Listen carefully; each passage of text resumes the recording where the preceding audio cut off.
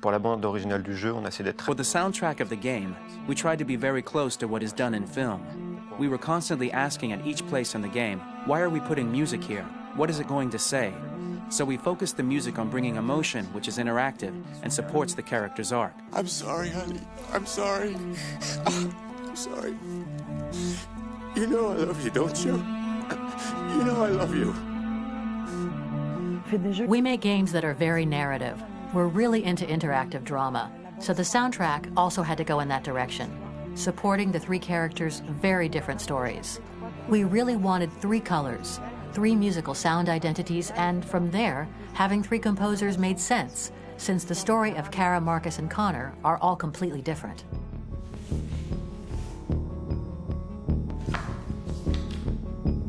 You recognize him? It's Carlos Ortiz. For Connor, we wanted a soundtrack that could be very cold and very mechanical, very machine-esque somehow. For Kara, we wanted a soundtrack that would be very moving and emotional. It was about the quest for identity, but it was also a journey about love and empathy. And for Marcus, we wanted something epic, something that would really represent the grand aspect of his quest. And we were very fortunate to find three incredibly talented composers, and working with them has been a dream, honestly.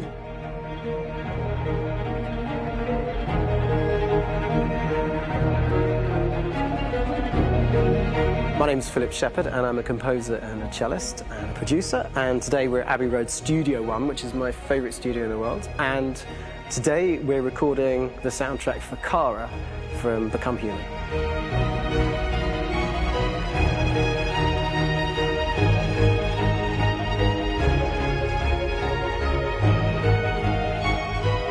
So when I compose a big project, I often travel just to kind of get out, and get some fresh air and some inspiration.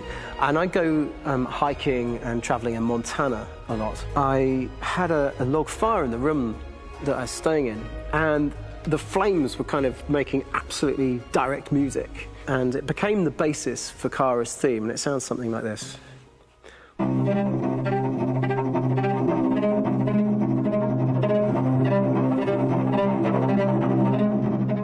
Now, over the top of that, I found a little theme that just seemed to fit over the top, which is taking Kara's name, Kara, and just using like a two-syllable motif, and it sounds like this.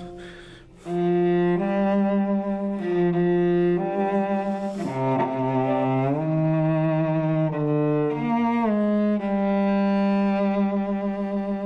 going to pull through this, Alice. As long as we're together, nothing can hurt us.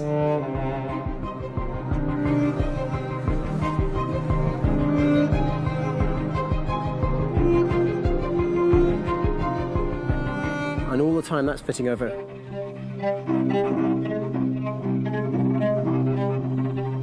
So it kind of works in lots of levels, and in fact every single theme in the score has one of those elements built into it, and it becomes sort of the DNA of every single tune.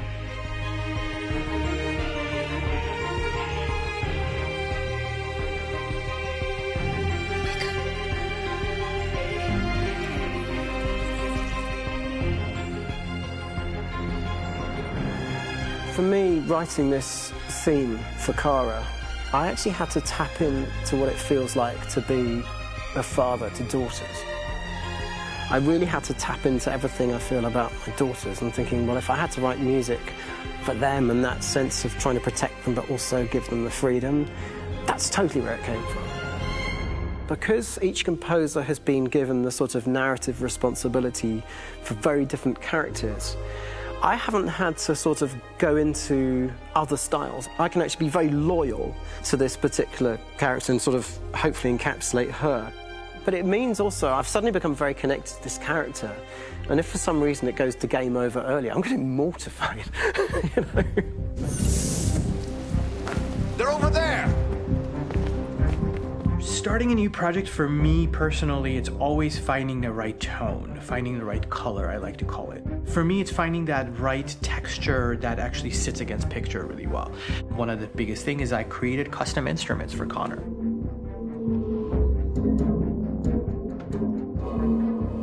I pulled out all my vintage synthesizers to be able to capture this robotic person, if you will. My approach to all of these custom instruments is that I hear the sound in my head. And either I could just come into the piano and just be like, all right, so I'm gonna just get on the computer and just create it.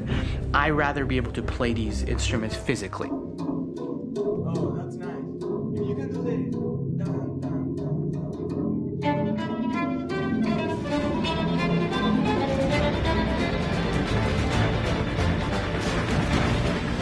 As soon as you see Connor the first time, there is a really interesting thematic idea that you hear, and that's just made out of a Moog synthesizer, but completely manipulated in multiple ways. And it's robotic. It has a little bit of an emotional to it. He's on his mission, so you feel that as well. So it just kind of gives you that cold, motionless, with a mission in hand that you kind of feel throughout the whole thing.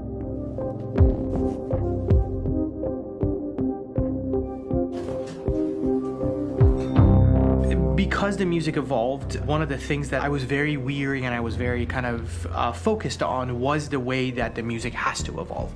So my idea behind it was that Connor is a singular android that could at any point become a deviant or could actually stay as an android. So I created a more or less an Connor theme, and then I was able to just manipulate it in different aspects of it. Is everything okay, Lieutenant? Chris was on patrol last night. He was attacked by a bunch of deviants.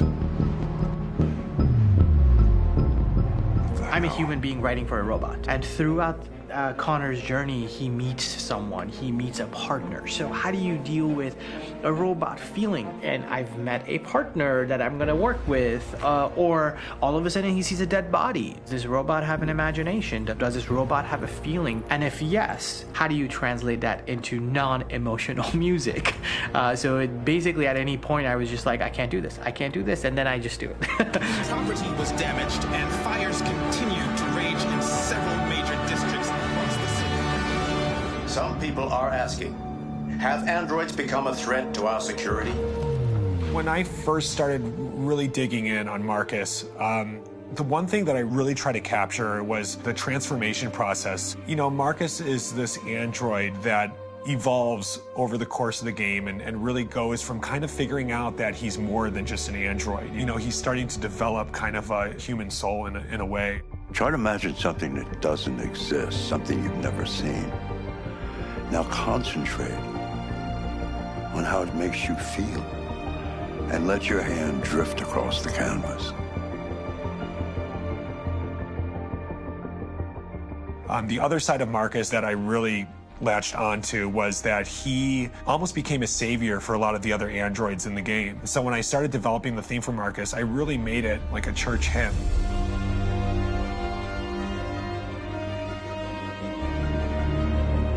I wanted it to be very simple. I wanted to make it a chordal melody. I really wanted to make it almost like a Bach hymn.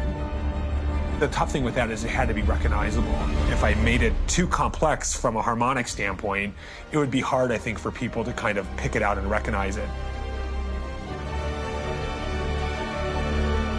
It's very acoustic derived, but it's also been treated with a lot of effects and things to kind of put it into the space that I felt the sound should be in.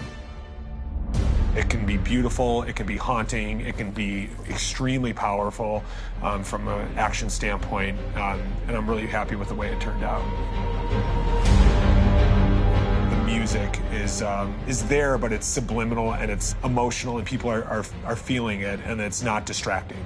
And that's tricky with a game like this, where you have to have a lot of ins and outs like that, where the music kind of has to get in and out of these moments. This is a war we're fighting with the humans. If we fail, they'll destroy us. I think the game's been put together so well where I just wanted to make sure that I wasn't ruining the emotion.